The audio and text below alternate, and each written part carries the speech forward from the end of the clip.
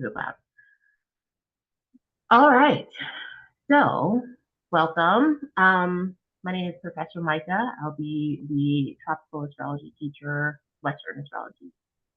Tropical Western astrology is the same thing, essentially. um, and so, just a little bit about myself. If you guys, if it's your first class with me, I know that not for everybody it is, but I'm just going to still do the introduction anyway, and then we can do some introductions, and then we'll go ahead and get on with the class. And so I have been studying astrology for 13 years now, reading professionally for 11 of those years. Um, I don't really have a specialization for astrology, except for the fact that I'm a evolutionary astrologer, which essentially just means that I look at the birth chart more so as a way of looking at your birth chart is not solely about like a psychological analysis. It's more so about the life lessons that you come into this life to learn, and those life lessons prime you for the next life that you come into. That's essentially all that means. Um, I do dabble in quite a few different branches of astrology. Right now, my fixation is horary astrology, which is essentially the astrology of questions. So it is the astrological equivalent of pulling tarot cards, but instead of pulling cards, you are asking the sky, and you're pulling up a chart essentially for the question. So you're treating the question almost like a person. So the minute that that question was asked is that question's chart. And based on looking at some of the aspects in that chart, you can get a yes or no answer. You can also get like questions like, will I get the job? Am I pregnant? Um, the sky is really the limit, I think. I mean, there is horary astrology does have its own limit as far as like what kind of question is a good horary astrology question. Not all questions are, but that is something that I am very fascinated with right now and currently learning, as well as astrocartography, which is when you essentially just put your whole birth chart over the world and you have astrological ley lines that are going all over. And so that is something that I'm really interested in. In my personal life, I do this and I read. I'm in a weird time right now where I actually just lost my job, and so I'm trying to make this work full time. We'll see. I'm going through a Pluto Uranus opposition, so I literally do not get out of being a bit more independent when it comes to earning money. um, and my whole life just made so much more sense because I just noticed that yesterday. I was like, wow, I've probably been there in that for months. But I have a dog. I am based in Cleveland, Ohio. I've been in Cleveland for since I was 13, 12, 13. But I've lived all over. I was a nanny for a little bit. I lived in Manhattan, Las Vegas, Chicago. Love Chicago. Um, I really don't discriminate as far as like favorite foods. I'm a Taurus moon. I'll try just about anything. Anything that's just rich in flavor is my thing. And so that is my about me. Uh, and then we'll do introductions for you guys. You guys can let me know a little bit about yourself. Either person can start.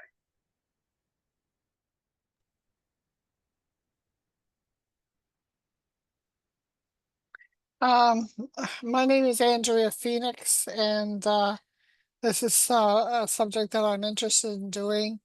I did take a book, Astrology for Basics, with Jasmine Boland, and I did my birth chart, but it's been a while, so I don't remember what to do. And I'm in Ottawa, Canada, and looking forward to getting into this course again.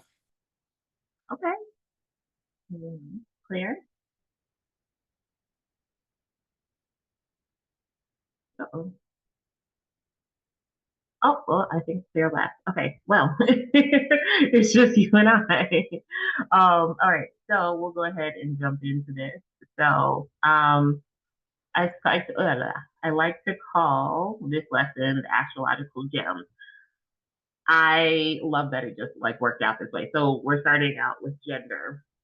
So with astrology, gender obviously is not what it's not in the same context that we use it in everyday life.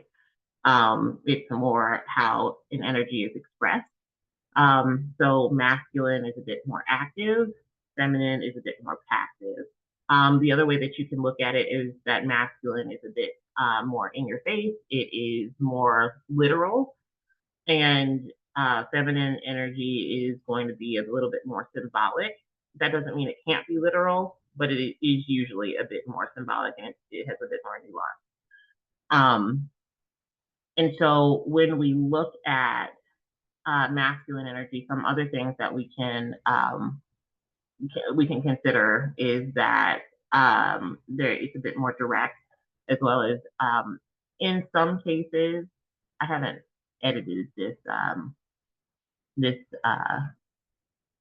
document in a while. In some cases, earlier manifestation of masculine energy does show up in a lot of cases, not all cases, but most of them. So this right here is like 90% true. And so like if somebody is growing up and say they're like an Aries, right off the bat, they will probably exhibit more Aries like traits, or say to somebody like a Taurus. They might show some of those traits, but they really start to come into like their more Taurus, Venusian kind of like traits when they get older. It takes a little bit more time for things to build in momentum with feminine energy and for it to really start to show itself a bit more wholly. And so it's a bit more subtle. Feminine energy is a bit more subtle, more conceptual, and it takes more time to mature and gain momentum. And so that is gender. And so when we are looking at gender in astrological signs, you're going to go every other sign. So Aries is masculine, Taurus is feminine, Gemini is masculine, and on and on and on. From there, and we have this on this handout. Let me see, what page is it on? Is it on this page? Yes. This big chart right here, what I would usually have you do if you do have it printed out, then that's great because I know it's on Dimination's website, I do believe. If not, that's okay. But I usually just show this like as like a visual, or if you just wanted to keep track of things. It'll come in handy when we talk about like the homework or when we do like the homework. This is just a review, so if you want to do this, that would be helpful. But you don't have to, obviously, because this is not a like an actual. This isn't the actual beginner course. And so we would go. Number one is masculine. We would put an M there, and then we would put two is feminine. So you would put an S, and then you just alternate. From there, we're gonna go on to modes. You can also call them triplicities because there are three. In astrology, a lot like when we were talking about gender, these also alternate in order. I put them in order so it's easier to mark them on the wheel that I just showed. But we have cardinal energy. The only difference between cardinal and tropical is the the term, like how the term is used in different types of astrology. The more modern astrology is going to call it cardinal energy. It's tropical is the same thing. They mean the exact same thing. Tropical is used more by Hellenistic astrologers. Um, I do use Hellenistic astrology methods in my own practice. I mosh the two between modern and Hellenistic. Hellenistic is just a little bit more anxious. And so, but they mean the exact same thing. So when you see like that flash Just know it's the same thing, just different words. So Can you cardinal and just hang tropical, on, and Micah? yes, I have to get somebody to turn the music down next door. I'll be right back. okay, okay.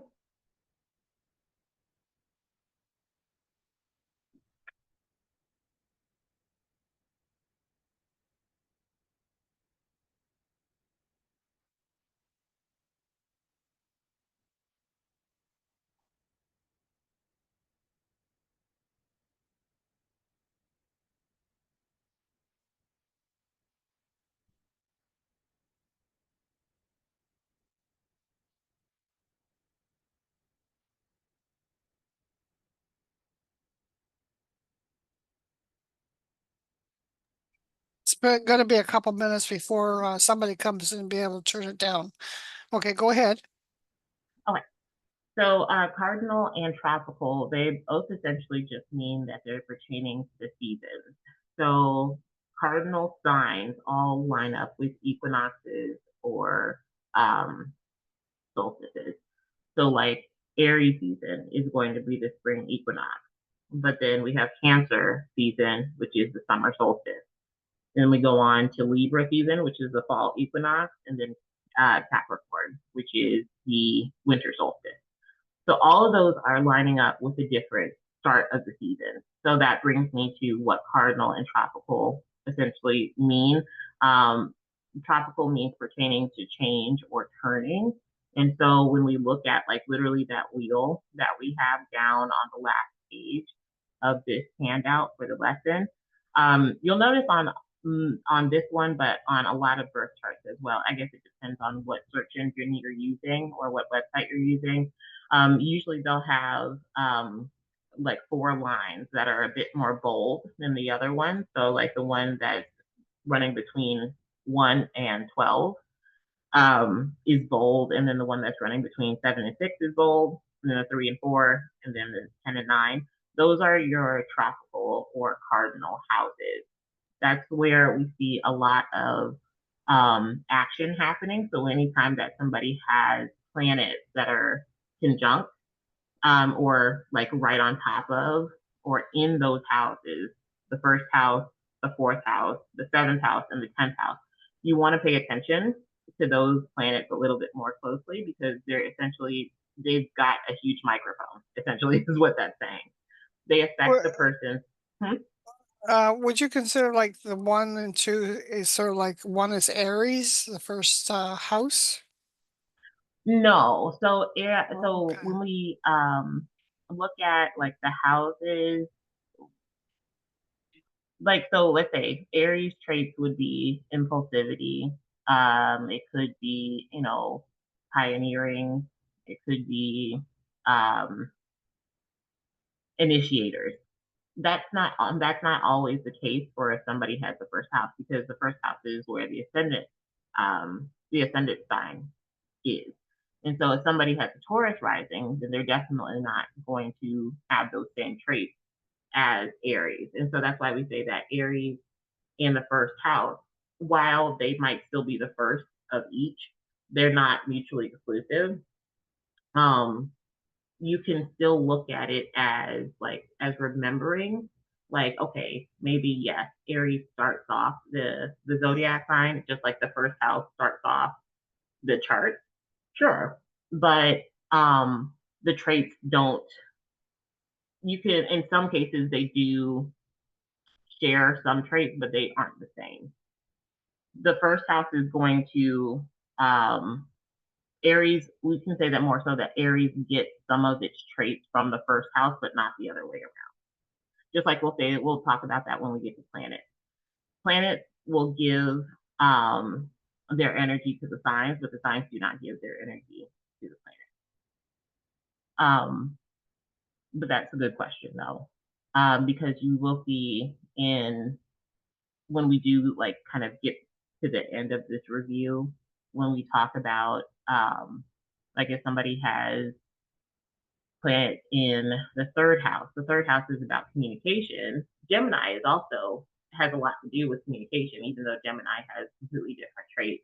But it's still essentially Gemini is a talkative sign or a sign that has a lot to do with um, with communication or thought, even because it doesn't always have to be like talking communication. It can be about mental communication as well.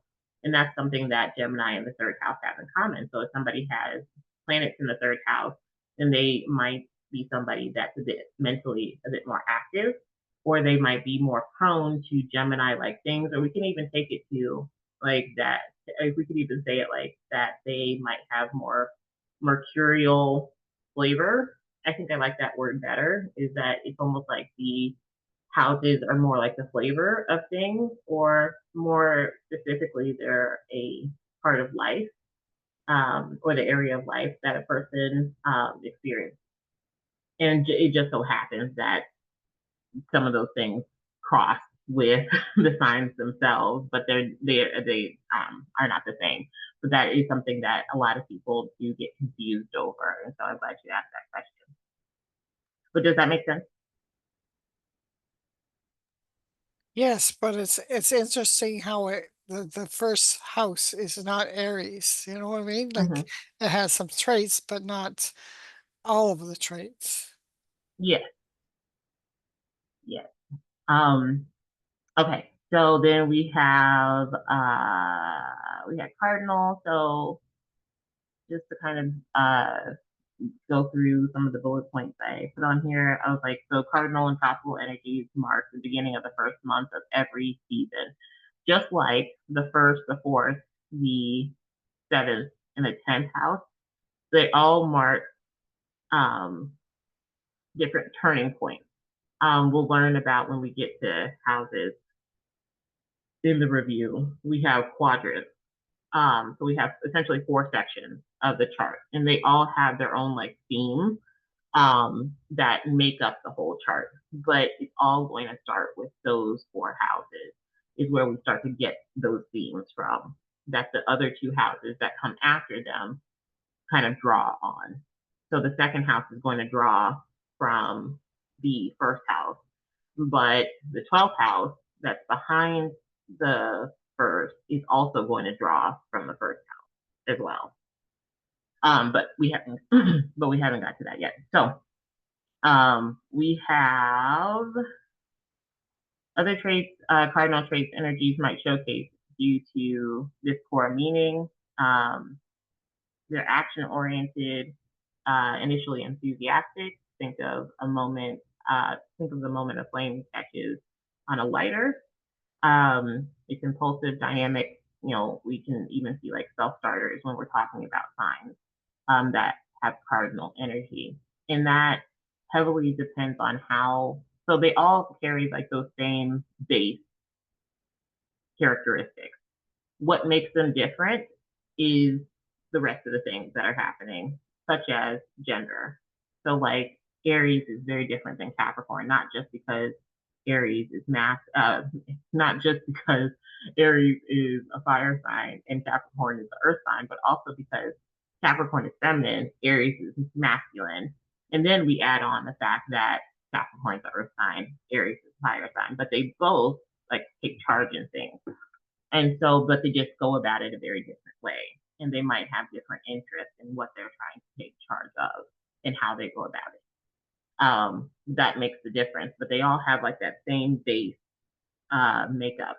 And that is something that and that's why this whole, this uh, handout was actually made, because I think it's so important to be able to understand what makes the signs, because I think a lot of times we just kind of jump over what is actually making up the sign. It's easy to say that Capricorns are stoic, or that they're workaholics, sure, but what is making them that way? What is the base makeup that way? It's kind of like putting on foundation when you're putting on makeup. Like, what is actually making up the whole makeup look? You could see somebody that has like that's all dolled up. They have the mirror, like they have the hair, the jewelry, and all those things. But what are the different steps that got them there? And that is essentially what we're looking at here. Um, we'll skip past the questions for right now. Fixed signs or solid signs, those are the same things as well. Those are the signs that come after cardinal signs. So essentially, they are just continuing on with with the energy that the cardinal energy brought in. And so think of it almost like as a train that takes off from a station. That initial movement from not moving to pushing off and actually starting to move is cardinal energy. It's that first burst of energy. Um, Fixed energy is going to be when that train starts to gain speed and it's headed to one place. It's on the tracks and it's headed in one direction and it's gaining speed and gaining momentum. That is fixed energy. It's very hard to veer fixed energy off because one going with that momentum and it has more like a one track kind of mind. Um, because it's going on that initial very powerful energy that came from the cardinal sign. It's just like an increase almost, you could think of it as. Let's see what else. What else did I write on here? Because I'm like, sorry, it's also been a while since I taught this lesson as well. And so I'm it's like it's been a while since I taught it all. And so I'm like, ooh, I know how to talk. I know how to make sentences. Um, these energies literally fall in the middle of each season. Oh yeah, so that's something that I also wanted to talk about. So again, we'll talk about like Cancer. Cancer is when we see the summer solstice and we are seeing things start to shift from springtime. To say like I think like the easiest way to see a lot of this is by like the temperature. Um, in springtime, it might still be a little rainy. It might still be a bit cooler. We might start to see, temperatures like in like the 50s, 60s, depending, I guess, on where you are in the world. But when we enter Cancer season, we start to see a bit of fluctuation between like, say, 60 degrees to like 70, 80 degrees. We start to see that change, that shift there. There is a very noticeable shift of energy that we can see in temperature as well as weather. And we're just taking that and putting it almost like an astrological symbolism as it's that same shift in energy. It's very different than the season that we've just left behind. And so when we go into Leo season is where we start to see things solidly at 80 degrees and up. Things are hot. There is no more like, I mean, yes, and like it still rains in the summer, but not as much as it does in spring. I guess ideally, global warming is just wreaking havoc right now, but we still see that there is a lot more consistently hot weather than we see in Cancer season. Cancer season was that initial push of summer, I guess we could say. Fixed sign energy is almost like the epitome of what that season is. So Leo season is the epitome of what summer is. Just like Taurus season is going to be the epitome of what spring is.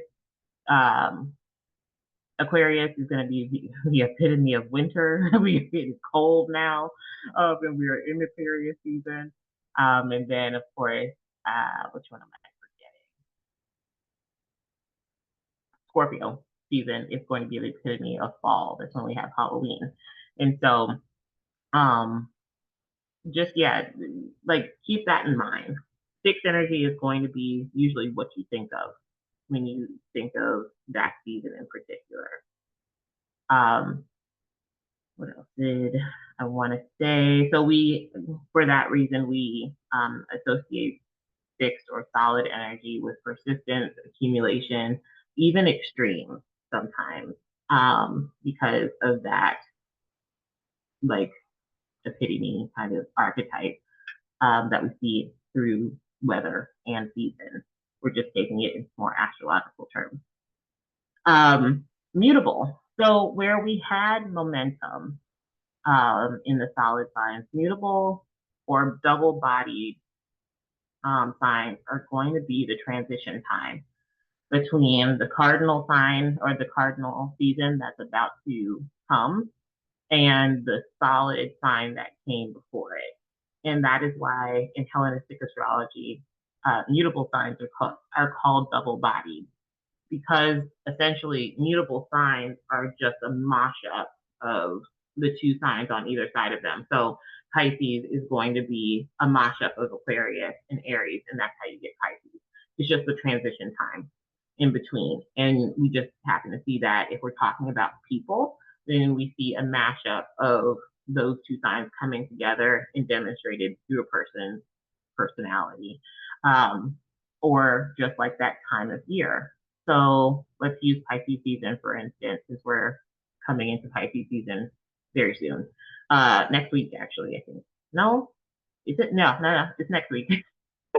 um, but we will see things shift from more Aquarian topics such as humanitarianism.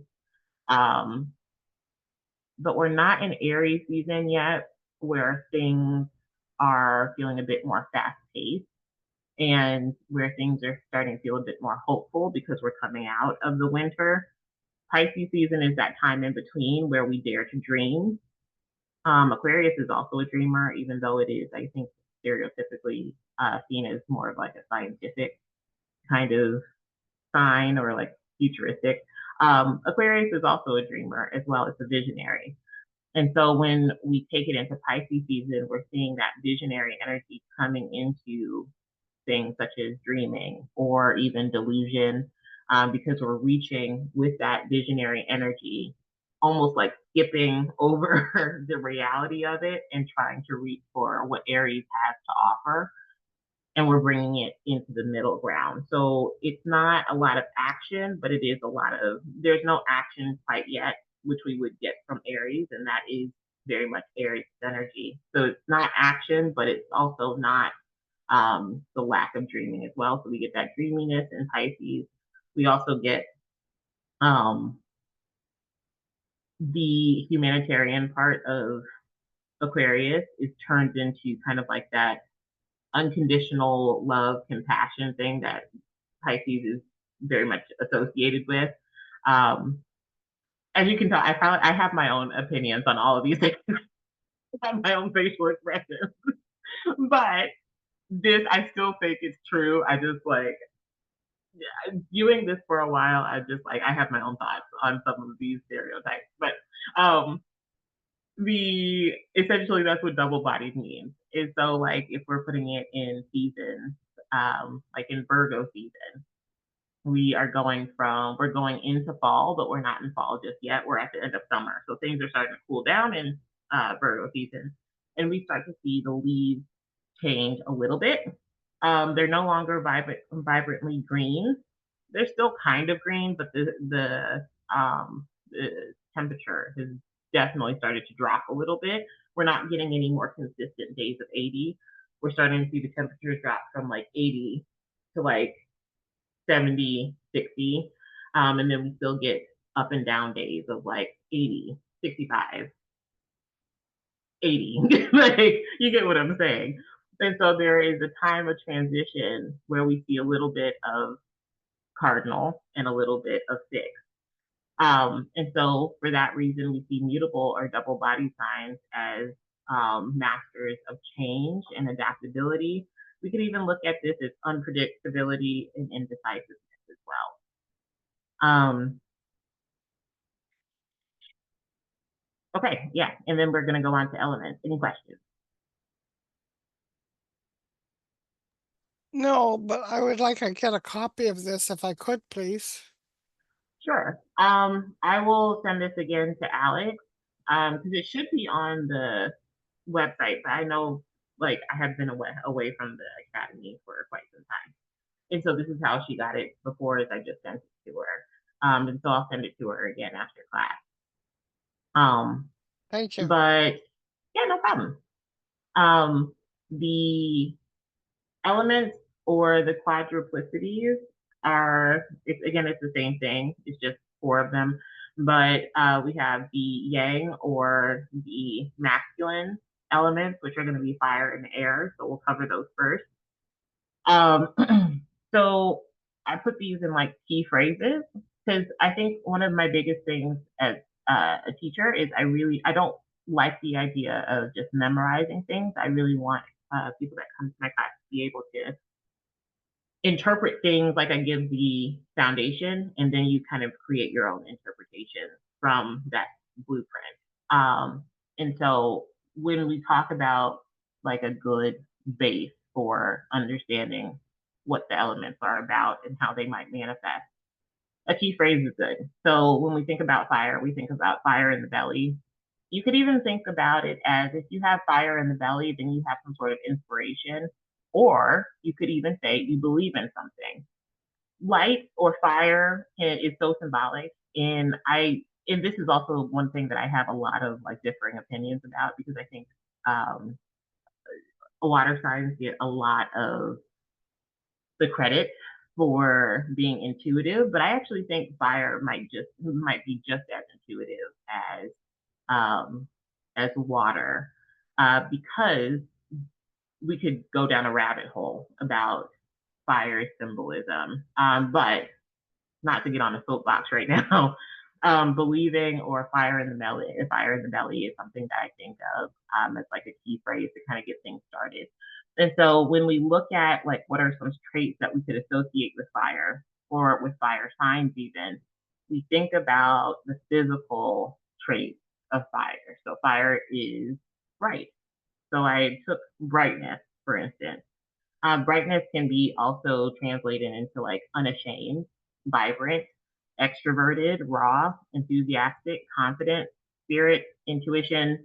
All of those things I think can be associated with either the light or like the actual like brightness of fire itself. Another physical trait that we can take from fire that can become a bit more symbolic, is it provides heat, which could also be translated as passionate, courageous, even destructive, sometimes creative, impulsive, as well as egotistical. Um, all those things we could associate with fire signs. And that's how we're getting the more positive and the more negative signs, more negative sides of fire signs. Um, and so when you're thinking about how certain uh, fire signs are made up, yes, their their mode plays a big part, but all fire signs will have this in common. Um, yeah, their makeup is just what's kind of making them different. The different combinations of the modes, the genders, or not, fire signs will all be masculine, but the modes and the elements for fire signs are going to be what makes them different from each other. Um, moving on to air. Air's key phrase is going to be mind over matter or thought or thinking. So air, we can't see air. So it has like more of this like invisible power. And so one of those invisible powers we could translate into intellect, thought, even communication, or as like sound, words, inspiration. Oh, I don't know why I put inspiring. Should have put inspiration. Curiosity as well. The ability to wonder and ask questions. Um, is something that I associate with kind of like that invisibility kind of power. Because even though you can't see air, air is its own force to be reckoned with. It can knock things over, it blows things, it pushes things from one place, from point A to point B, all of those things. Something else that we see with air is that it's very agile. um, it moves very quickly in different directions if it needs to or wants to, whatever. And so we could see that as fickle, detached, clever, quick, mental agility or sharpness, as well as efficient. One of my pet peeves is that in a lot of astrology books, I think in most astrology books, it always says that earth signs are practical and that air signs are logical. And I hate that wording so much. But so what I always say the difference between earth and air signs on that kind of level is that air signs are efficient. Um, earth signs are common sense and a bit more natural. So earth signs are going to be more prone to doing something in the steps that would naturally come one after another, or they would just do what makes sense. Air signs might take point A, B, and C and say, oh, we don't need point B. We can get straight from point A and then just go to C. So that's efficient. And that's the difference. And that's why I put efficient down by air signs, because you'll also see when we get to earth signs, I think I put common sense.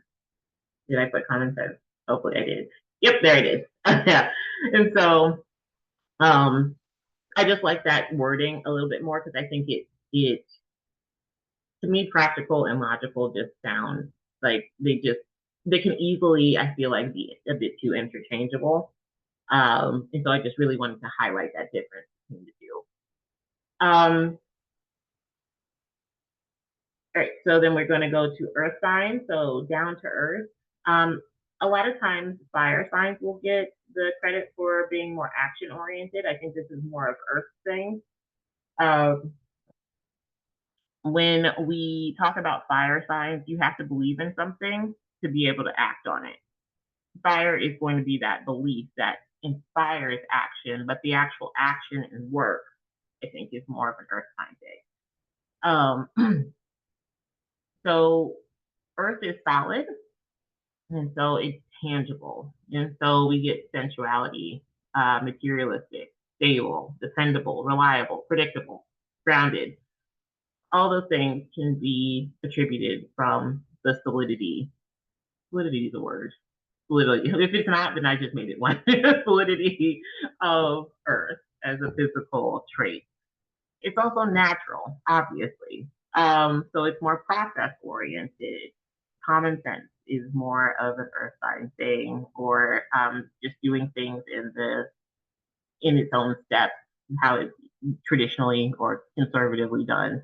So we say conservative. I don't mean in like a political sense for conservative. Conservative, I mean, is more like closer to tradition, or even a bit more cautious of something new or unknown. So I also have cautious on there as well. Slow moving as well as patient. All those things we could attribute to the more natural traits of Earth. And we could keep going as well, because Earth is also highly receptive to different things. It is able to grow things. So we could make that into its own set of traits as well. And that's, I think, why I even put like these questions on here, just to kind of inspire that train of thought, which can be done after this class is over. For water signs, a key phrase is going with the flow, or emotion, or feeling.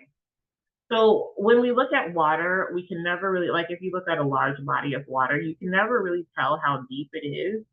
If you've ever been in open water, I think is what I'm more pulling on, because I'm like, obviously, if you're in a pool, you know how deep it is because it's been marked. But like say open water, you don't know how deep it goes, and you have a very limited perception of where the bottom is.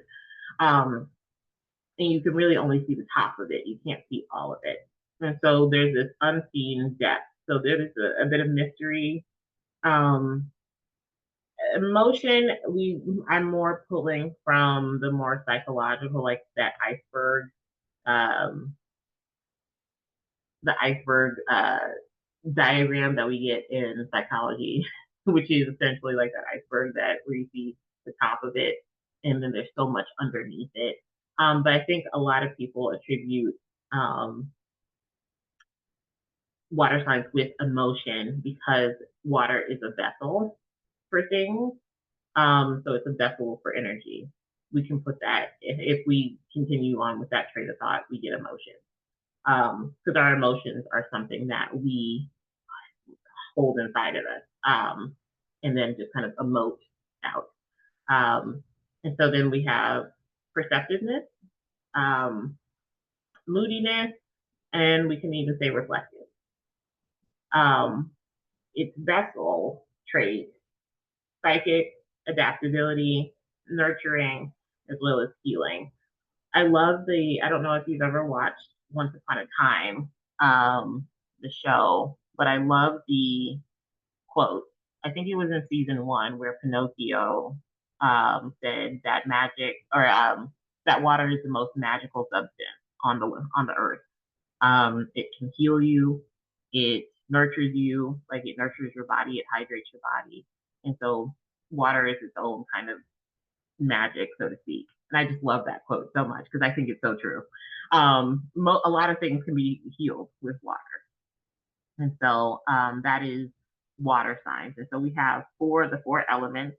So fire and air are going to be the masculine elements, and then earth and water are all going to be um, the feminine elements.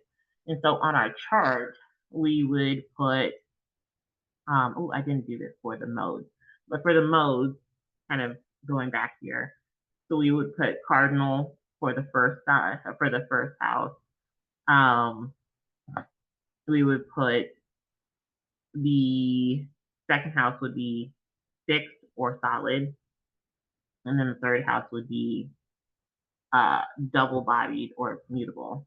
And then we would just alternate. So again, the fourth house would be cardinal or tropical, and then we would continue going from there. Those traits still apply, even though they aren't like matched up with the signs themselves. Because we'll see that people that have like eighth house energy are more prone to being a bit more focused on one thing or fixating on things a bit more than somebody that might have like sixth house energy. Those base traits still apply to the houses. Um, like I said, I think like a good way to think about the houses is other than like saying that they're parts of life or areas of life is that they have their own flavor. They add their own flavor to the planet that are seated in those houses. That's how we can kind of look at it because at some point I will probably flip up and say somebody that has second house energy almost acts like a Taurus, almost. Not because they are a Taurus, but they might be a bit more focused on resources. So like I have second house energy. I love to dance. I'm very Venus oriented. So I love to dance. I love to cook. I love eating. Those are all, even though I don't have Taurus in my second house, that is still coming from placement in my second house because I have Aquarius as my second house. But and that is then Aquarius has nothing to do with, or it's very different from Taurus. But because Aquarius is my second house and I have planets in that second house, there is going to be like this almost Taurus-like flavor that's coming from those planets in that house because they're in that second house. Because the second house has to do with resources. So it's a bit more materialistic. It has to do with money. It has to do with resources aren't just money, but they're also like the food that you eat, the things that sustain you.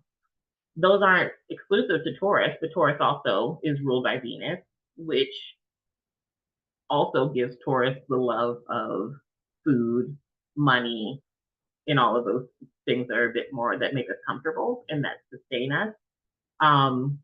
But they're not exactly the same. They do have a lot in common. um, I don't know if I made things a bit more confusing, but I promise you it'll start to make more sense the more we get into the review. So, or at least I hope so. If anything, by the time we get to planet, if it's still not making sense, please let me know. So then we have for the elements, we're just continuing to the elements at this point do not relate at all to the houses, but for the sake of just marking things, I also put that I would also put the elements on here as well. Just know that they are not really saying anything about the houses themselves because each person's chart is going to be different. Not everybody's first house is going to be a fire house. Some people have air houses as their first house, or some people have air signs in the first house. Some people have water signs in the first house, and so those are going to make things a bit different in the first house and all the rest of the houses after that. And so things shift. And so, but for the sake of this exercise, I still put first house, fire, and on and on and on. Are we okay? Ready? Okay. I knew there was another part of this handout. Okay, so this isn't the lesson on planets just yet, but I do want to touch on this before we get to planets, because I think planets is the next lesson. We're talking about the opposing planetary energies because there are a couple different ways to decipher what signs are opposite of each other. One is that you could just look at a chart like this. You could look at Cancer is across the wheel, is across the wheel from Capricorn. Virgo is across the wheel from Pisces, and Taurus is across the wheel from Scorpio. You could look at it that way. Another way that you could look at it, which is a bit more complicated, is that you could say that all opposite signs will have the same mode and the same gender.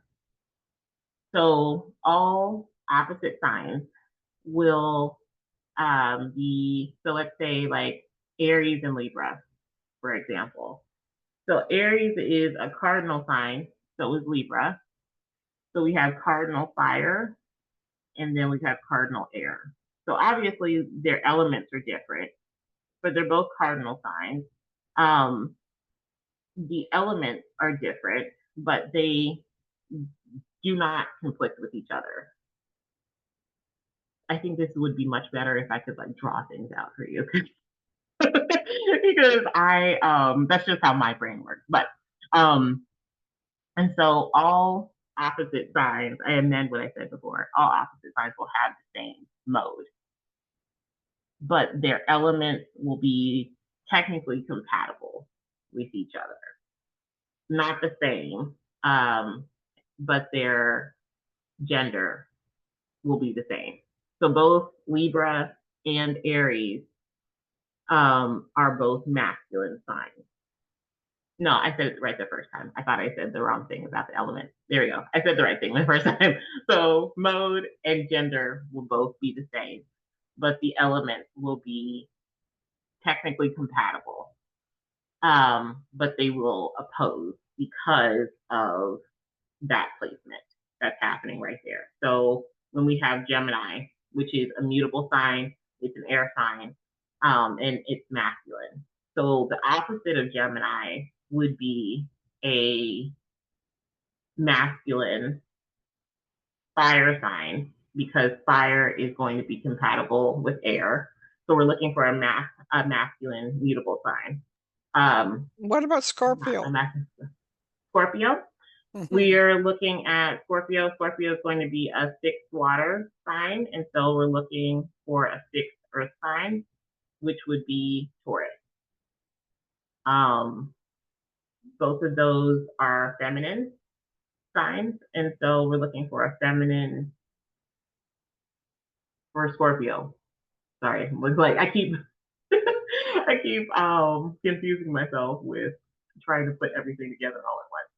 So with Scorpio, it is a feminine water sign that's also fixed. And so we say we need a feminine fixed sign, and then the compatible element with water is going to be earth. So we're looking for a feminine fixed earth sign. And so that would be Taurus.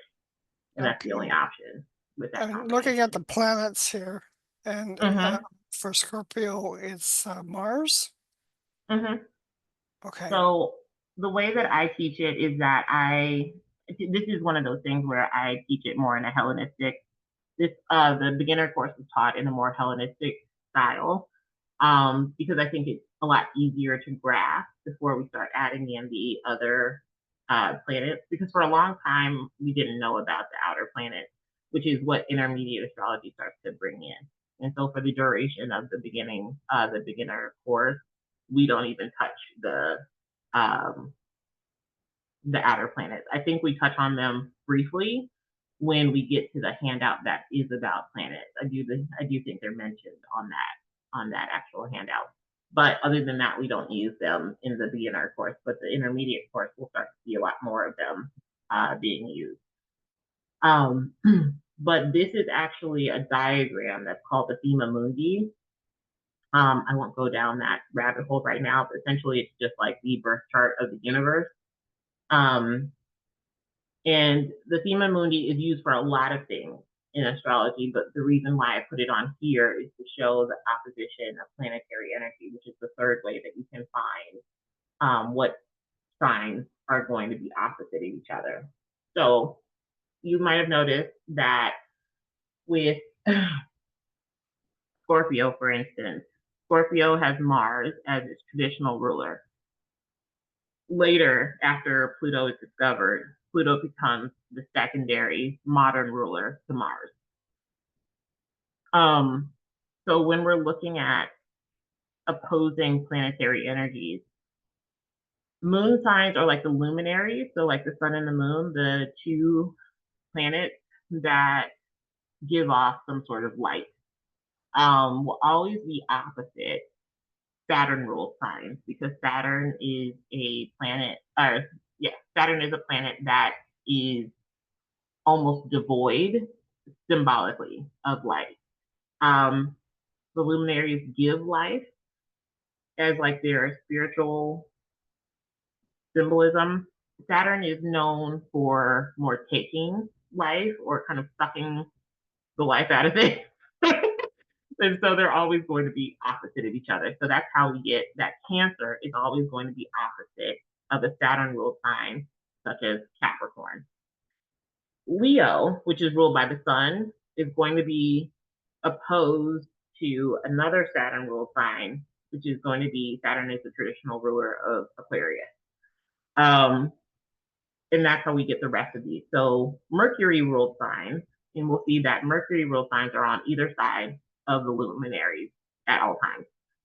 So you could even like, sorry, my dog like he was shaking. He made such a weird sound.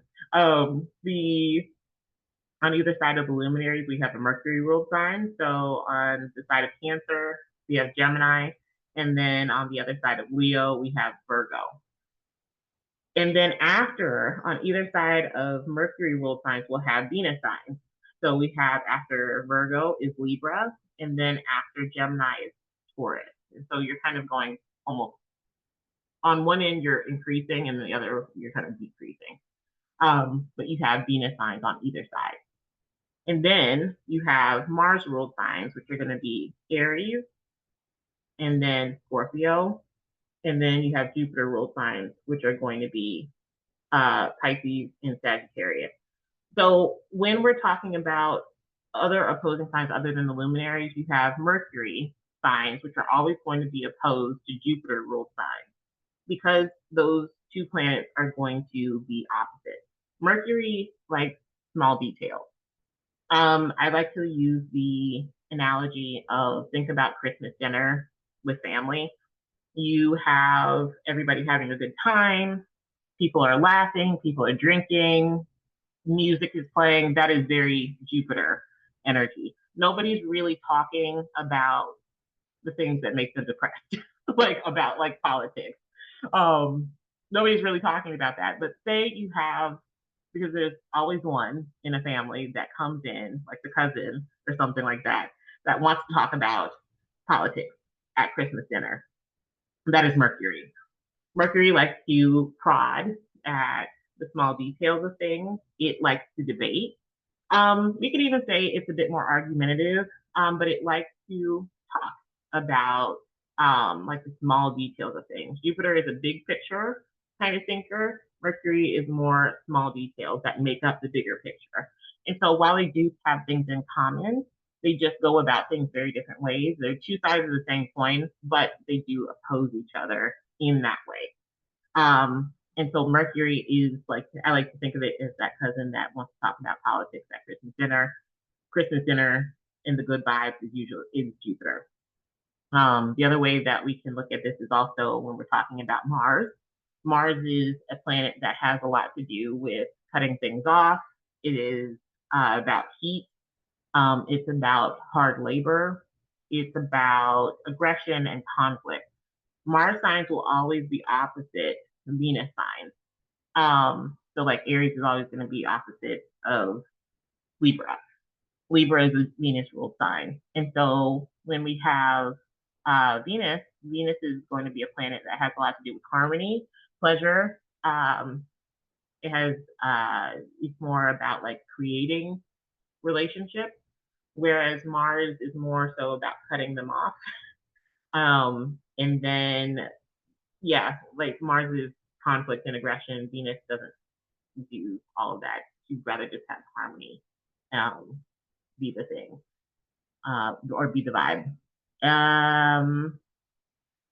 And then we already talked about the sun and the moon. Just wanted to make sure. Yep, that is all of them. So that is also how you can decipher what signs are opposite. So no matter how you spin it, you'll always know at the very least that if you are dealing with a Mars ruled sign, the opposite of it will always be a Venus ruled sign. And then you just have to remember that the genders are the same all the time. And so you're just essentially looking for the opposing planetary energy that would go with that. Does that make sense?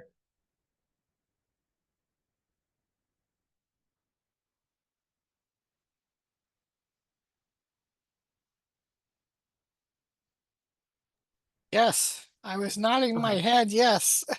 Oh yeah, sorry, I can't see Uh, you. I'm like it's oh no. no, I when I share my screen, I it completely like your actual screen like goes that gets into the background and all I can see is my screen. Okay, sorry. Yes, it No, makes no, no, sense. it's okay. Okay. Um okay, so this is an exercise that's usually like a take home like homework exercise.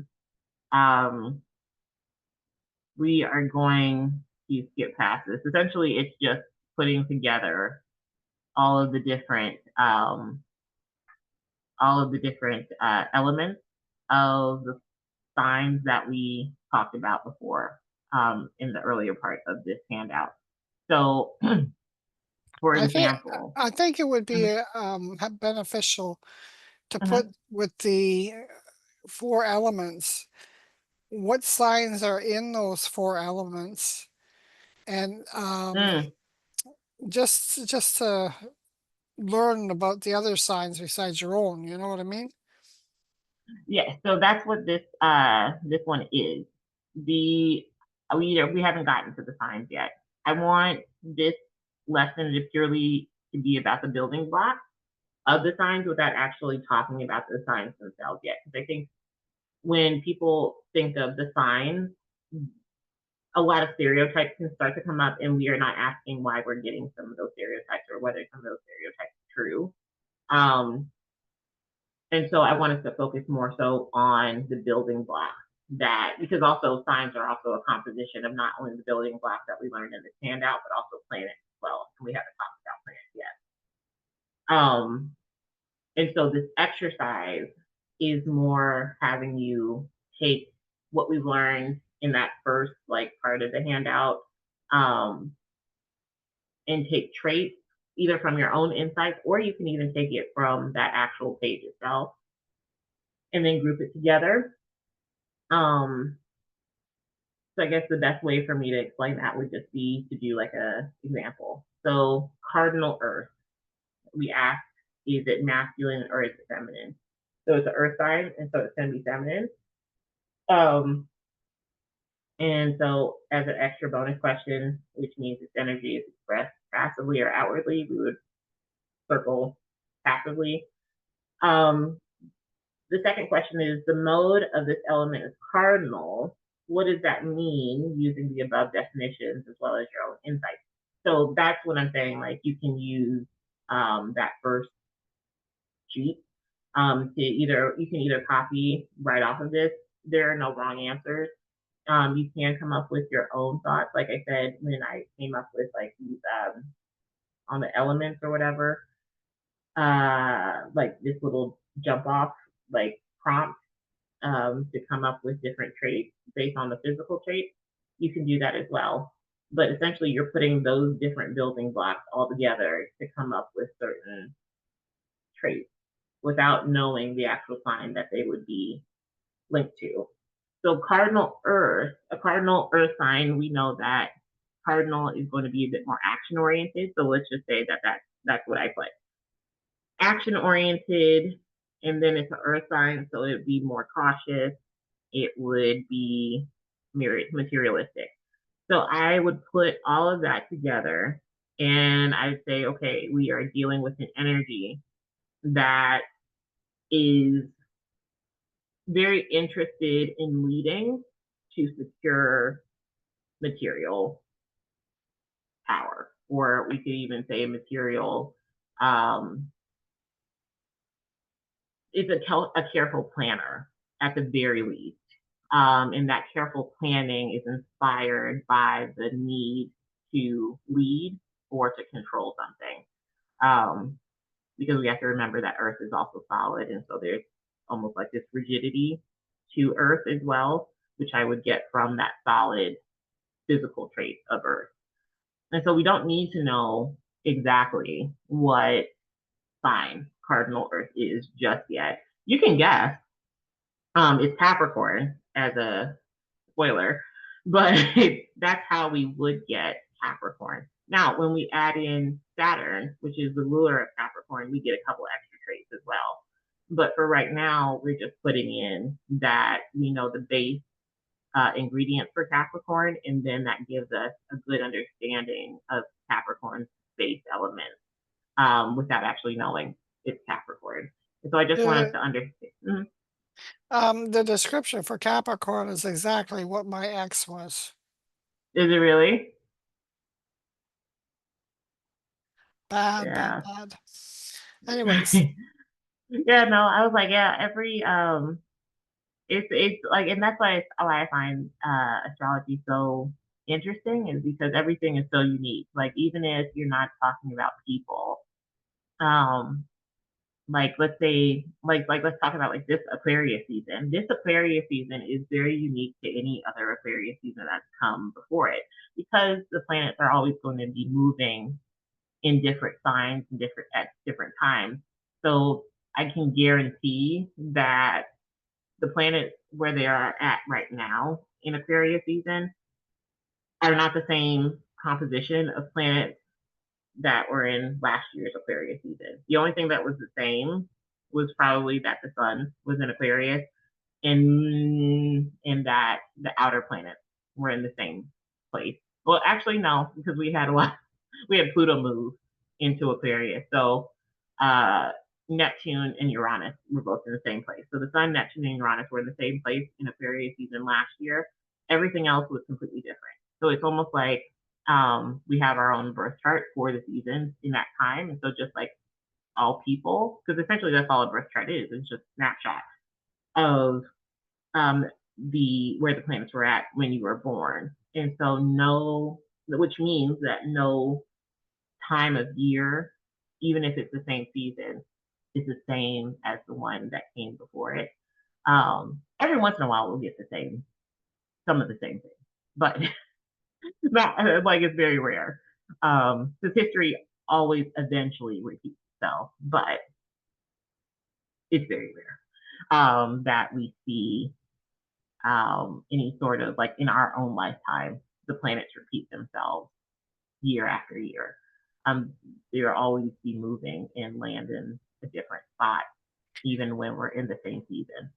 when you're talking about Aquarius season, are you Mm-hmm, talking about Aquarius timing, like from say January to February? But what mm-hmm, about you heard of the song "The Age of Aquarius"? So mm-hmm. when is that? See, I feel like I look at it more so as like nobody really said, okay, the Renaissance period started on like May 14th of whatever year. It just kind of happened. And that is the way that I look at ages. And so I'm like, people saying that we're in the age of Aquarius, I'm like, I think it's more of a thing we have to look at. What does that mean? More than like a certain date, because I think just like the Renaissance period happened, the age of Aquarius kind of just happened. Eventually, we're just kind of in it. As the more that we see signs of that being a thing. So Aquarius is more about innovation, sometimes at its best, at its worst. Would I say that we're in it? Yeah. Because Aquarius is some sort of idea of idealism. Um, and that means that you can bring the past into the future. It just depends on what people think would make an ideal future. So some people view progressiveness as an ideal future and moving on from the past. Some people think that bringing the past into the future is an ideal future. And so either way, we're working with Aquarius energy to here. So I'm like, I think either way, we're definitely in we're definitely in that. Whether it's positive or negative.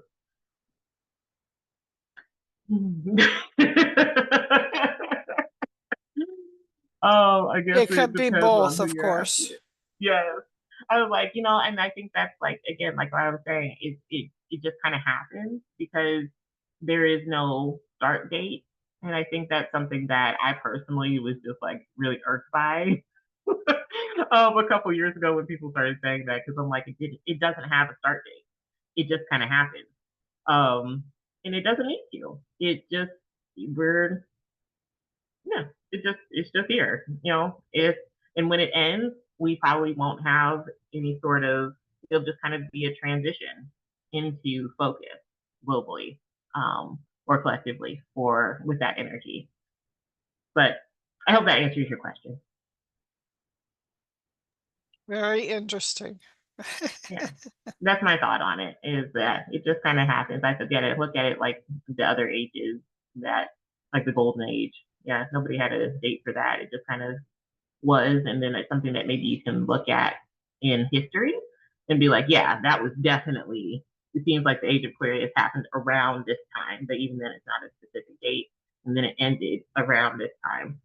And so, are we in it? Yeah. When did it start? Who knows?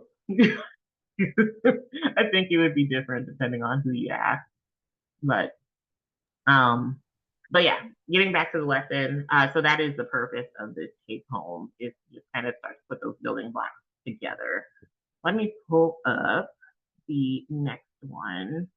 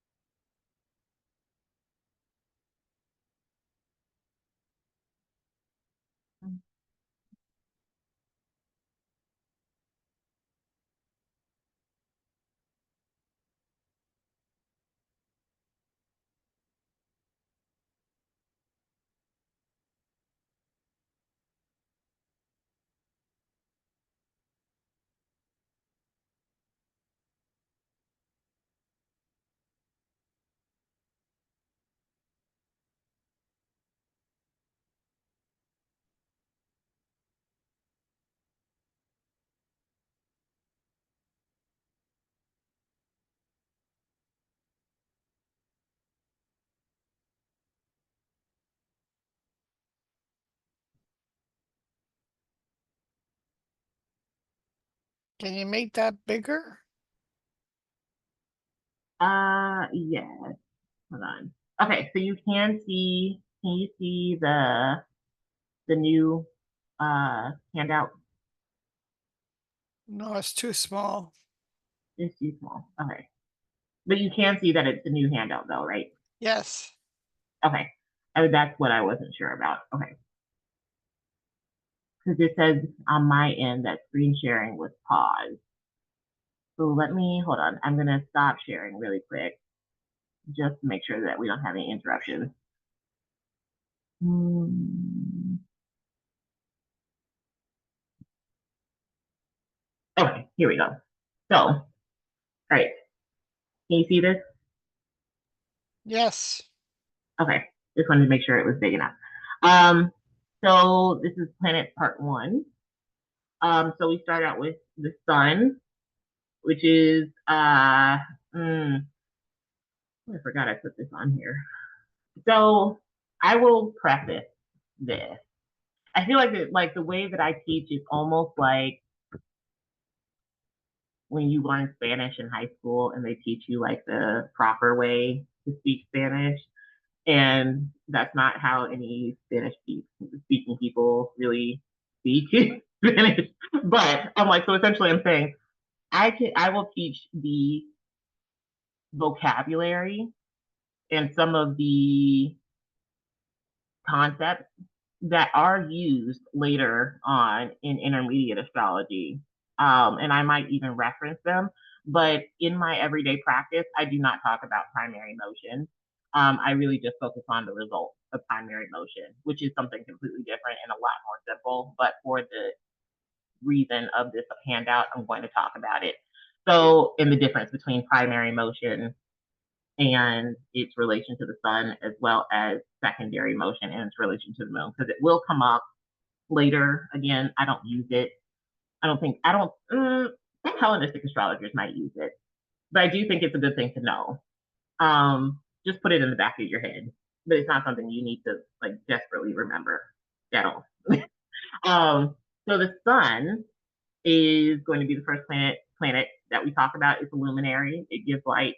Um, So it's the when we talk about primary motion, it's the representative of primary motion. All primary motion essentially means is that it's about constancy and things that stay very much the same.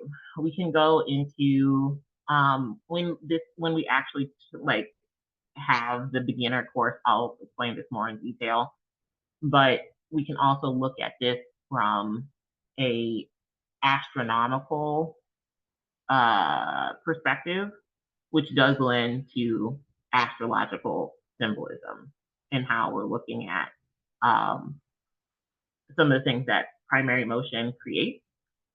But for right now, all you need to know that primary motion is essentially because of the astronomical like motion of the planet.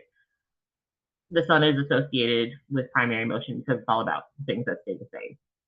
Um, So some of the things that we talk about when we talk about the sun, things that are associated with the sun, are essentially your core purpose that you seek out in life, goals, and what the goals are built on, character, leadership, authority figures, kings, all of those things are associated with the sun. I list these things out because this this handout will become like a godsend, essentially, when you start to build your own interpretations, especially if you want to do like transit reports or like horoscopes for people. This can be a great starting list to like kind of inspire different interpretations. These are just some of the things that are associated with each planet. And so like your character, your very being, your health or vitality is what people usually say, your vitality. I say like your energy levels, which that can be your health as well. But when you see like I'm going on a small tangent here. So like, a lot of times when you see like Mars like coming up on somebody's sun, that person will have an excess of energy, or the more negative side of that same togetherness with the sun and Mars could be that they could get sick. They can get into an accident, or they can more like Mars is about heat. The sun is about heat, but it's more about your health, vitality, or whatever. And so you can actually run a fever, or you're actually running hot when Mars is close to the sun. Again, this depends on what else is going on in the chart as well. But those are some examples of how this list can be used. And when we look at vitality versus health, that's also why I'm saying that as well. It's just good to remember. Because vitality could also mean like the general energy of the people around you. So like people are very different or focused on different things in Scorpio season than they are in Gemini season. People might be a lot more busy. You might see more car crashes in Gemini season than you see in Scorpio season, because it's just the general energy of Gemini as an archetype. And so therefore we all kind of draw on that because it's the one thing that stays the same, hence that primary motion mentioned. Um, so what is constant and lives on is also associated with the sun. God, fame, high priest, the color yellow, gold, the actual metal, as well as the color barley and wheat. Anything that's bitter in taste. So like I think of like the rind of the orange is associated with the sun. You could also take that with a whole bunch of other like herbs and foods and things like that. Those would be associated with the sun, things that are bitter in taste. Um, Intelligence, or that light that brings inspiration and illumination. You can also just think about it as like that aha moment, um, or things that are illuminated to you or like internally illuminated. Like kind of like almost like yeah, like that aha moment, that light bulb moment that we all have at some point in our lives. Hopefully more than one. And also the father or the man of the house, also just men in general, are associated with the sun. Parts of the body that we see. Also, when we're talking about some of these, you'll see some of these significations mentioned more than once among different planets. So, like men will come up when we talk about Mars as well. Um, and like the moon and Venus both have women under them, as signification, as well as I think a couple other things too they share in common. But for the sun rules over the head, the right eye, the torso, the heart, the air that you breathe that sustains you, and your nerves. Like nerves and nerves is also mentioned under the Uranus. I think it's Uranus. I could be wrong though, but nerves are also underneath another planet as well.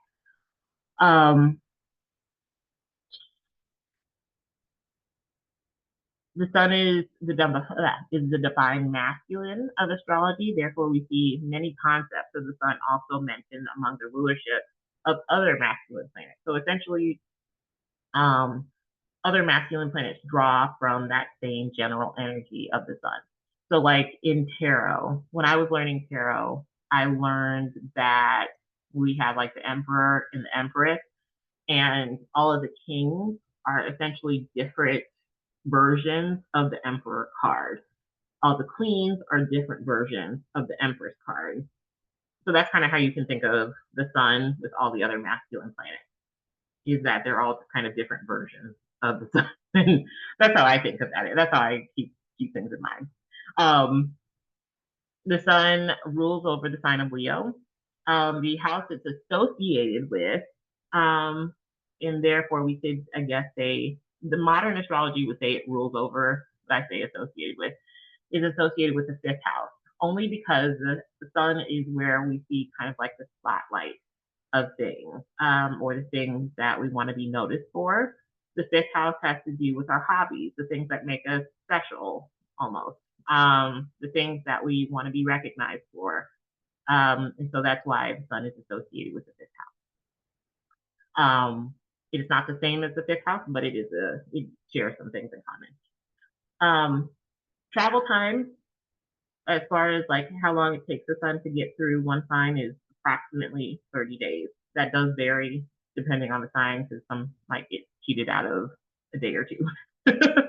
um, the moon is the representative of secondary motion, which is essentially just saying a fancy way of saying that it's about change.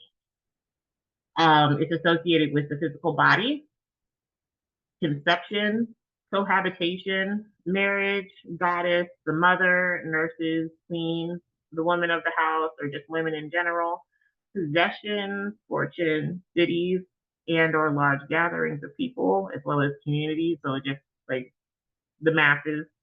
Um, Appearances.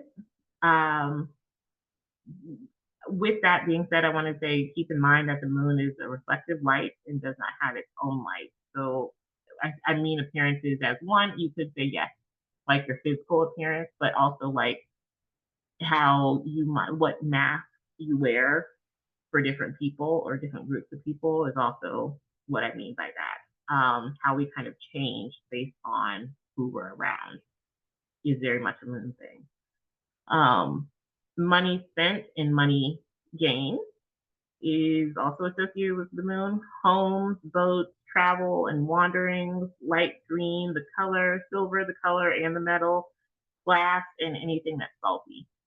Parts of the body that it's associated with are the left eye, the breast, the stomach, the spleen, membranes, and the bone marrow. Bone and bone marrow will also come up, I think, when we talk about Saturn as well.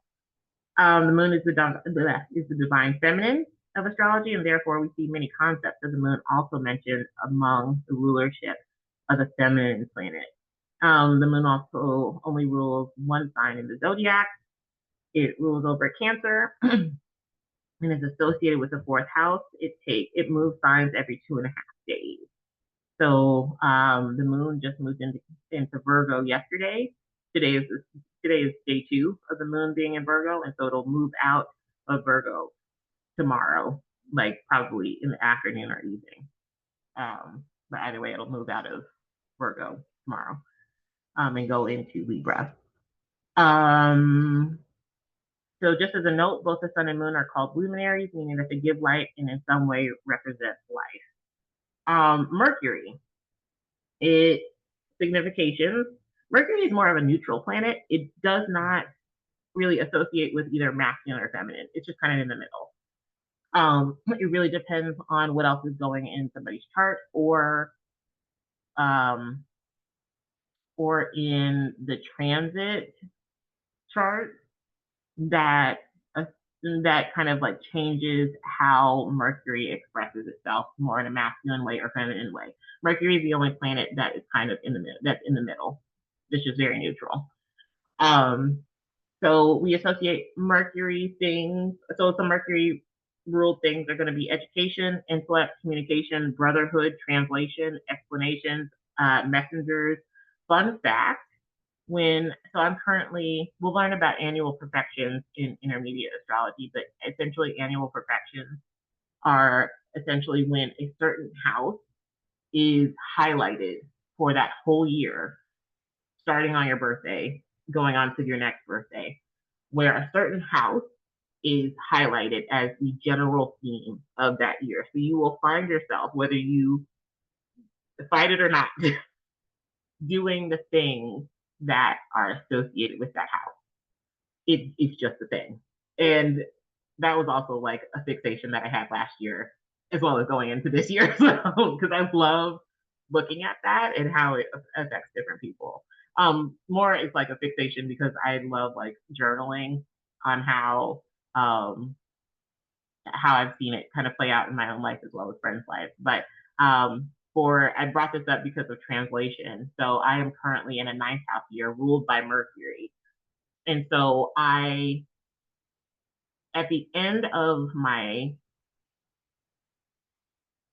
not this birthday, but like when I was coming up on this current birthday that I'm in right now, um, I started randomly wanting to get back into speaking different languages. I was always very good at that in college, in high school, but I stopped speaking all of those languages, so I lost it. And I became very interested in wanting to become a translator. But that's not a surprise because I'm in a ninth house year ruled by Mercury. Ninth house is also going to be the culture part. So it's like learning different languages to translate. But I just thought that was so cool. But so explanations, messengers, announcements, counting, and mathematics, voting, as well as games, secret acts of stealth, surprise, fraud, theft. Why they tell you to lock your cars when Mercury is retrograde, because a lot of theft can happen during those times. Sharing, as well as discoveries, students, followers, hearing, diversity, critical thinking, forethought, decisions, decisions and the process of making them. Accountants, archetypes, astrology students, sculptors, doctors, teachers, musicians, lawyers, arguments and debates, copper, and coinage of all kinds. Um, and parts of the body are going to be the hands, the shoulders, the fingers, the joints, windpipe, the tongue, and the intestine. Now, Mercury is where we start to see the feminine and the masculine sides of that planet. So we see with Mercury, it actually rules over two signs, and it'll be the same way with all the planets going forward, except for the outer planets, which will be briefly mentioned. So Mercury rules over Gemini and Virgo. Gemini is going to be its masculine expression. Virgo is going to be its feminine expression, but they're both ruled by Mercury. And so for that reason, in modern astrology, it's associated with, or to say that it rules over the third and the sixth house. Travel time through the signs is going to be approximately 2 weeks to 2 months. 2 months is when Mercury is retrograde. So the reason it takes 2 months is going to be obviously if Mercury has already been like going direct and then it stops and then goes backwards, then it's going to have to double back up. And by the time it gets out of that time completely, even if it was not all the way through, by the time it actually goes on to the next sign, it'll be about 2 months. When is the next Mercury retrograde? We're coming up on it. Hold on, let me get you that exact date because we are coming up on 2 retrogrades. I am not looking forward to this. Because we're getting out of a Mars retrograde on the 28th of February.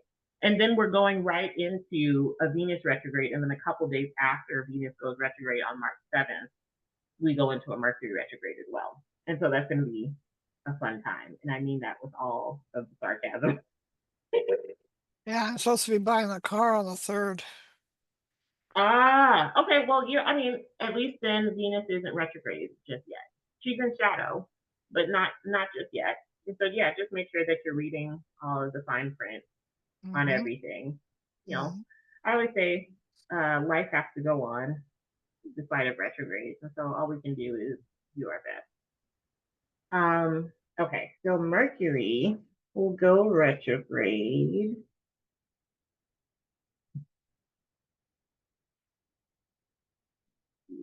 March.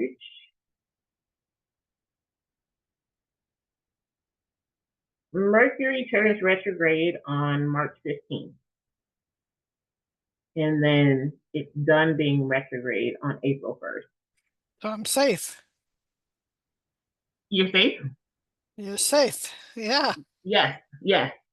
And then Venus will finish its retrograde. Oh, sorry, no. Venus goes retrograde on March 2nd and then completes its retrograde on April 1st. I cannot tell you how upset I am that Venus is retrograde during my birthday. Because my birthday is on March 10th, and so Venus will be retrograde, and so I am not a fan, but what can we do? But yeah, so we have retrogrades approximately every 4 months with Mercury. And then I put like this homework exercise, but then we're going to go on to stop sharing my screen for a second.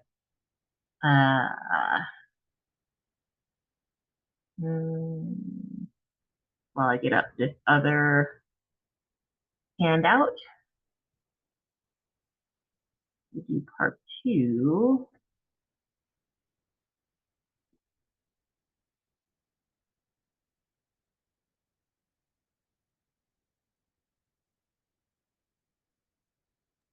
You see the message in the chat? Oh, let me look at that. Sorry.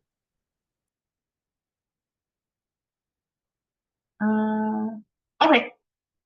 That is actually when this class is over. And so that is perfect timing. Okay, so let me share my screen here. It's bigger. Mhm.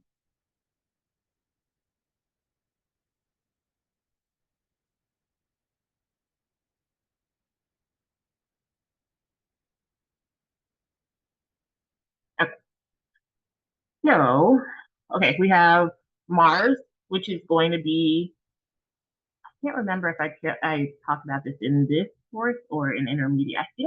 I want to say I cover it in this course, but Mars is essentially our first planet, which is called a malefic. A malefic is, spoiler, but it's a review. A malefic is a planet that essentially says no to things, or it corrupts things or tears things apart. I refrain from saying that malefics are bad because malefics don't always do bad things. True, none of us like to hear no, but if it's like a no on will I have to pay for this fee, malefics can be good.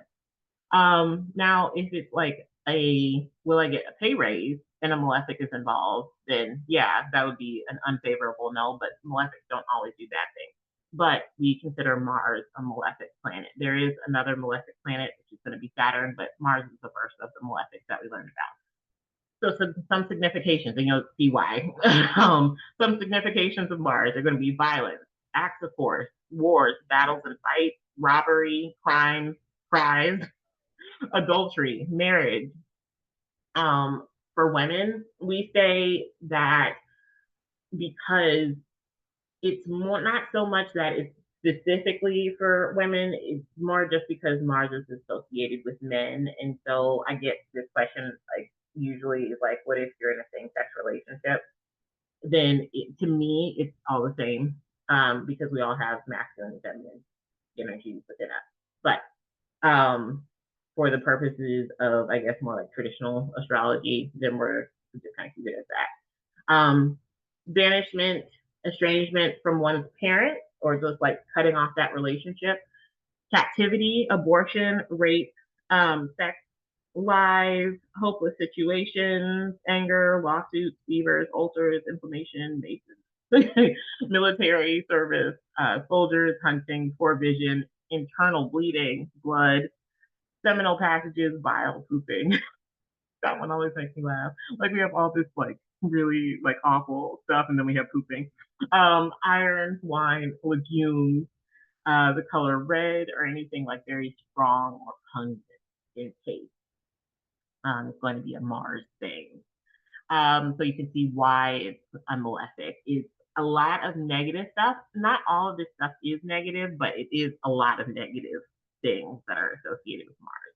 Because Mars is a planet that has to do with some sort of conflict or cutting off or pushing something out. Or things that are built to last, like iron. Iron is neutral, but it's something that's very strong and oftentimes used in structures or even in like things that are used as weapons and stuff like that. But there are also positive ways that that can be used. Parts of the body are like the whole back of someone, so not just like the torso back, like from the head to the toe, back side of somebody. Your butt, obviously, is also going to be a Mars ruled thing in particular, as well as genitalia. Genitalia, specifically male genitalia, is going to be Mars. Um, Traditional zodiac rulership. Mars has its masculine expression in Aries and its feminine expression in Scorpio. And therefore, in modern astrology, it's said to be the ruler or associated with the first and the eighth house. Again, that does not mean that they are the same thing.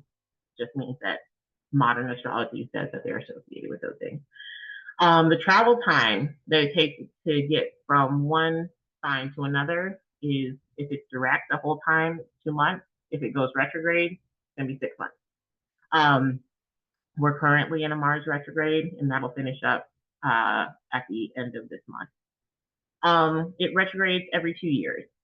Uh, and yeah, Mars retrogrades every 2 years. Then we have Venus, which is our first benefic, which are planets that say yes to things. They put things together.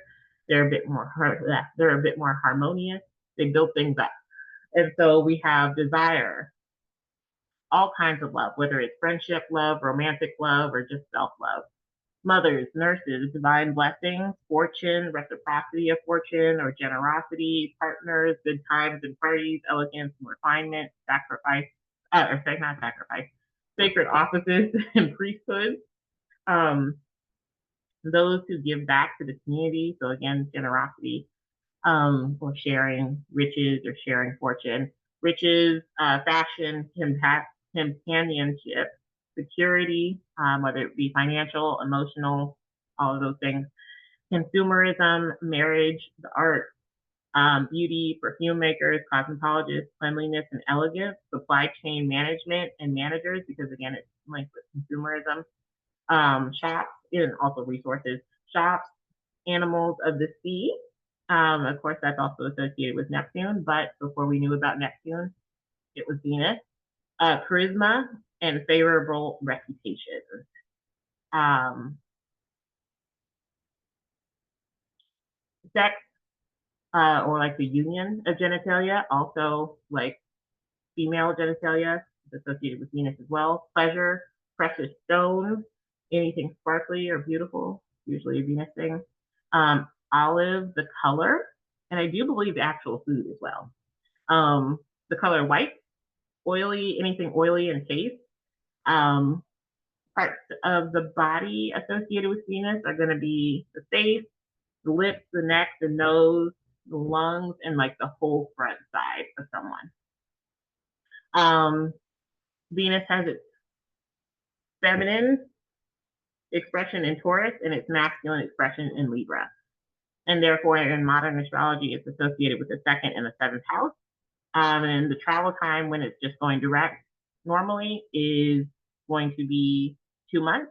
I think I actually have this wrong. I keep saying I need um, to correct this.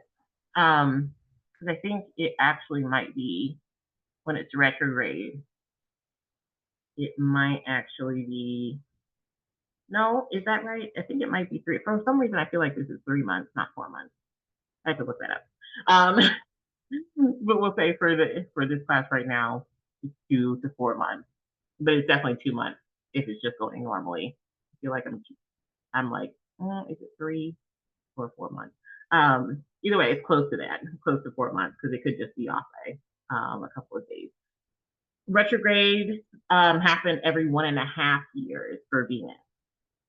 Um, and that is Venus. Our second benefic, which is going to be Jupiter. Um, we're getting into the transpersonal planets. So essentially all of the planets that we've covered so far are personal planets, and they affect you, I think, in a much more noticeable way. Jupiter and Saturn, which are the transpersonal planets, are the ones that move a bit slower than all the planets that we've talked about up until now. But also, they're not technically generational planets. Jupiter and Saturn, they move faster than the planets that are like generational, or like they are just there forever. Um, Jupiter moves every year into a new sign, and Saturn moves essentially every 3 years, 2.5 to 3 years. And so while that is enough time for somebody to be born, it's still not like a decade. And so we kind of put those two in the middle, um, because they're still moving quicker than the outer planets, but not as fast as the rest of the planets that are personal. And so, and this is also more like grouping. A grouping of people will have the same placement of Jupiter and Saturn, whereas your personal planets, you might share the same personal planet if you were born in the same year as somebody in the same season. But it's I think a bit more rare, because again, those planets are moving a lot faster. Jupiter significations are going to be pregnancy, childbirth, desire, love, alliances, knowledge, higher education, friends in high places, profit, salaries, fees, income, abundance, of all of these things. So we were talking about how malefics don't always do bad things. Benefics, which Jupiter is a benefic, it's actually called the Great Benefic, doesn't always do good things. Um, it's because it's benefic, we associate it with good things, but it doesn't always do good things. Just like malefics don't always do bad things. Like, and that's why I put in fees and the abundance of all of those things. So if you have an abundance of income, that's good. But if you have an abundance of fees, then that's negative. Jupiter could make either one of those happen. Justice, in the justice system, like courts and things like that, are all going in like legal system, even like legal documents can also be under Jupiter. Authority figures, the government, any sort of like honors, like whether you're in college or like any sort of like award that you're recognized for is also a Jupiter thing. Popes, heads of holy places or temples, or just leaders in general. Trust funds, inheritances, adoption, freedom, wealth, colors that range from gray to cream or off-white, tin, and sweet tasting things are all Jupiter rule things. Some parts of the body that are associated with Jupiter are going to be the outer thighs, the feet, semen, womb, the womb, and liver. Um, Jupiter is going to be the ruler of two signs. Traditionally, it is the ruler of Sagittarius as its masculine expression. It's the traditional ruler of Pisces as its feminine expression. And then later on, when Neptune was discovered, Neptune was added in as a modern co-ruler of Pisces. House rulership it's associated with in modern astrology is the ninth and the 12th house. So it shares some of the same themes with those houses. Like the ninth house, so Jupiter has a lot to do with like we said, like legal things. The ninth house also has to do with legal things. Um, Jupiter has to do with like long distance travel. The 12th house has to do with far away travel, in specific like far away travel that where you go alone. I think that's where Neptune gets put into that is that isolation part of the puzzle, but it's still long distance travel from anything familiar, nonetheless. Travel time through the signs. So for Jupiter to get from one sign to another, essentially it takes about a year. It does before it retrogrades. It usually gets through one sign in about 6 to 8 months, but then it retrogrades for like another 6 months, and then it'll move for good. And so we're talking like how long does it take to get to the next sign and stay there for good. Retrogrades happen once a year for approximately 4 months, and yep. And so then we move on to Saturn, which is our last malefic. And malefic, it is again like they don't always do bad things. So Saturn does rule over pettiness, envy, and maliciousness, anxiety, self-depreciation, loners, liars, or those who play a part or appearances. So you can only imagine what might happen if somebody has like a Moon Saturn conjunction. First of all, that combination could easily make somebody just very serious or somebody that had to grow up very quickly. But that could also lead into them having to play the part of an appearance, or play the part of a parental figure, even if they are not that. So again, this isn't always negative, but you can see how those are like the two sides of one coin. Having to lie and deceive is one end, and then just having to play a part is another end. It's all in the intent, I suppose. Harshness and strictness, gloominess and misery, tears, as well as accusations, orphans, being Orphans is also obviously that's how you get orphans. Sailors and those that practice waterside trade, sailing, seafaring, depression and sluggishness, um, inaction, long-lasting punishments, obstacles, secrets, restraints, imprisonment, soil, farmers, gardeners, tax collectors, violent actions, earned rank and status, and the good name that comes with it, lead, wood, stone, phlegm, lymph, single people, widows, cough, illness, dropsy, convulsions, depravity, death by water, strangulation, tumors, dysentery, which just keeps getting really dark here. The color, dark brown, and anything that's very astringent in taste. So Saturn has quite the quite the list. And then the parts of the body are going to be kidneys, the skeletal system, muscles, the skin, and the bladder. I want to add on here that Saturn can also be leadership as well. And it's also limitation, struggle,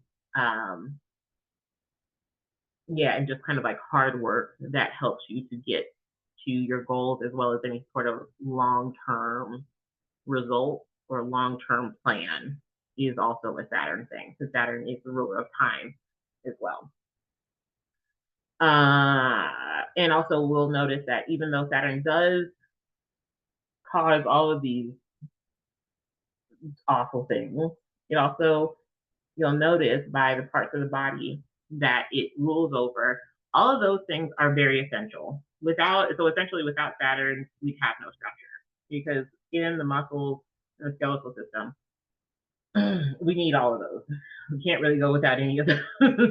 And so while Saturn might not be the most fun planet, it does give us its structure, which is something I should have put on here, is that Saturn is structure. Any sort of structure, whether it be a physical structure or just a plan for something.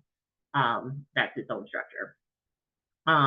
Is a Saturn thing. So it has its feminine expression in Capricorn and its masculine traditional